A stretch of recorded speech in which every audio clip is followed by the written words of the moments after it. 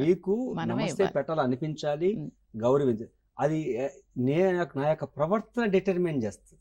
ఉమ్, తల్లిదండ్రుల యొక్క ప్రవర్తన అన్నది ఆ పిల్లలు గౌరవించాలేదని డిటర్మిన్ చేస్తుంది. ఏదైనా కూడా రెసిప్రోకల్. మనము పిల్లల యొక్క మనస్తత్వాన్ని అర్థం చేసుకొని, తన యొక్క ఎమోషన్స్ అర్థం చేసుకొని, పిల్లల యొక్క భావోద్వేగాలకి అనుగుణంగా మనం నడుస్తున్నప్పుడు కంపల్సరీగా, అంటే అటువంటి వాతావరణంలో పెరిగినటువంటి పిల్లలు ఎక్కువ సంవత్సరాలు పెరగాలి. అంటే అంటే ఏదో కొందరు సపరేటెడ్ ఫ్యామిలీస్ ఉంటాయి, ఉమ్, డిస్టర్బ్డ్ ఫ్యామిలీస్ ఉంటాయి, లాంగ్ స్టాండర్డ్లో తండ్రి బయట ఉండడము, తల్లి బయట ఉమ్, ఉండడము, అటువంటి ఫ్యామిలీస్ ఉంటాయి. ఉమ్, అటువంటి ఫ్యామిలీస్లో గౌరవాలు ఉండవు. నేను దీనికి ఒక ఎగ్జాంపుల్ చెప్తా. నేను ఒకప్పుడు ఒక ఆఫీస్కి రెగ్యులర్గా తిరిగేవాడిని. ఆఫీస్లో ఒక ఆఫీసరు, వెంకట సుబ్బయ్య గారు, ఒకసారి మా ఇంటికి మీరు వస్తారా, హోమ్ విజిట్ మీరు కొద్దిగా చేయాలండి అని. సార్, హోమ్ విజిట్ అనేది లాస్ట్ ప్రయారిటీ సార్.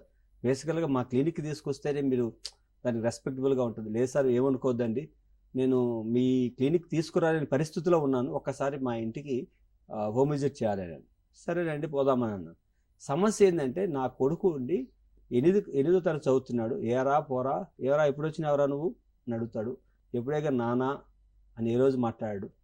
సరే పోనీ, నేను ఉదయం నిద్రలేసి గుడ్ మార్నింగ్ అని చెప్తే, ఏంట్రా నిద్ర లేచినావా, ఈరోజు గుర్తుకొచ్చానా నేను అంటాడు అని మాట్లాడతాడండి.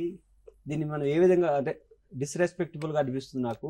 ఎవరైనా ఇంటికి చుట్టాలు వస్తే నా కొడుకున్నప్పుడు నేను ఇంటికి కూడా ఫ్రెండ్స్ని పిలవను, అంత పరిస్థితిలో ఉన్నాను. అదే ఒక్కసారి నేను అతని యొక్క హిస్టరీ చూసినప్పుడు, చాలా సిన్సియర్ వర్కరు, జాబ్లో చాలా సిన్సియరు, అతనికి జాబే ప్రాథమికమైనటువంటి లైఫ్గా ప్రవర్తించే వ్యక్తి. అతను ఉదయం 10:30కు ఆఫీస్కి పోతే రాత్రి 10:30కు వస్తాడు. తండ్రిని ఏ రోజే కానీ మమేకంగా చూసింది కానీ, పెంచింది కానీ, పోషించింది కానీ, లేదంటే బయటకు తీసుకొచ్చి తిరిగింది కానీ. ఎందుకంటే ఎప్పుడు బిజీ. ఆయమ్మ చూస్తుంది, అమ్మ చూస్తుంది. అమ్మని అమ్మ అంటాడు, నాన్నని ఏరా పోరా అంటాడు. కారణం ఎవరండి? నేను కొడుక్కి కౌన్సిలింగ్ ఇవ్వాలా, తండ్రికి కౌన్సిలింగ్ ఇవ్వాలా? తండ్రికే ఇవ్వాలి. ఇక్కడ జరిగినటువంటి లోటుని పూడ్చేదానికి మనం ప్రయత్నం చేయాలి. అంటే తల్లిదండ్రులు ప్రెజెన్స్ చాలా ఇంపార్టెంట్. ఏ వయసులో? బిఫోర్, అంటే 16 years అంటా కానీ 16 years 15 years నుంచి కాదు, ఫస్ట్ ప్రాథమిక దశలో. ప్రాథమిక దశలో అంటే పుట్టినప్పటి నుంచి ఒక అడోలెసెన్స్, ప్యూబర్టీ వచ్చేంత వరకు తల్లిదండ్రులు ఎంత టయాన్ని కేటాయిస్తారో, ఎంత సమయాన్ని కేటాయిస్తారు, పిల్లలకి ఎవరు కష్టపడుతున్నారు, ఎవరు ఏం చేస్తున్నారు అనే ఒక భావం ఏర్పడేంత వరకు అయితే మాత్రం తల్లిదండ్రులకు ప్రెజెన్స్ ఇంపార్టెంట్.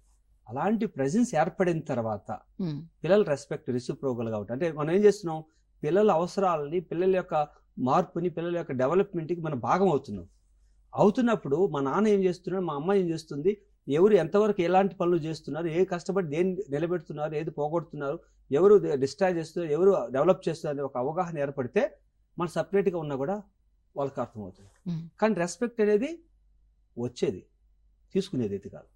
కనుక అది రెసిప్రోకల్గా ఉండాలి. ఉన్నప్పుడే ఆటోమేటిక్గా వస్తుంది.